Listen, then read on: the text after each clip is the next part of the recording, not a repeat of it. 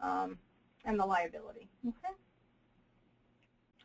So what is a breach under the final rule? This just gives you the actual wording from the final rule.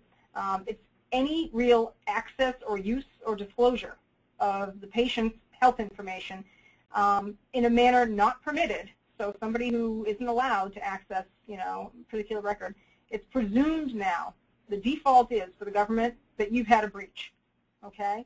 Unless you can demonstrate there's a low probability that that information was compromised based on a documented risk assessment comprised of the following bulleted items. So interestingly, the government doesn't define what compromise means under the final rule.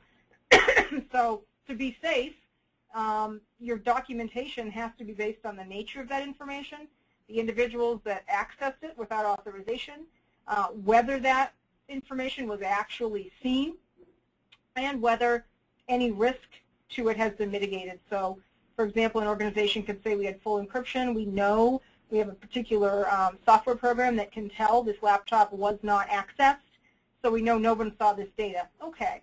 In that set of circumstances, maybe your organization might say we're not going to notify everybody and incur that expense and the reputational impact hit to having had a breach because we don't think we had a breach.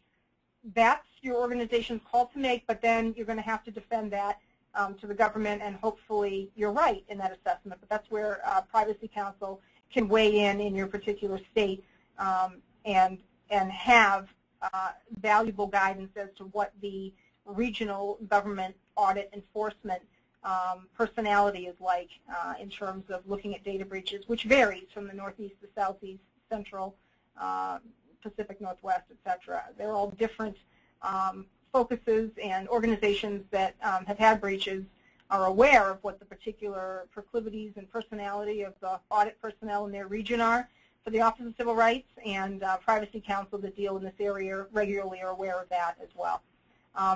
It's important to remember that not all inappropriate or unauthorized uses are actually legal breaches.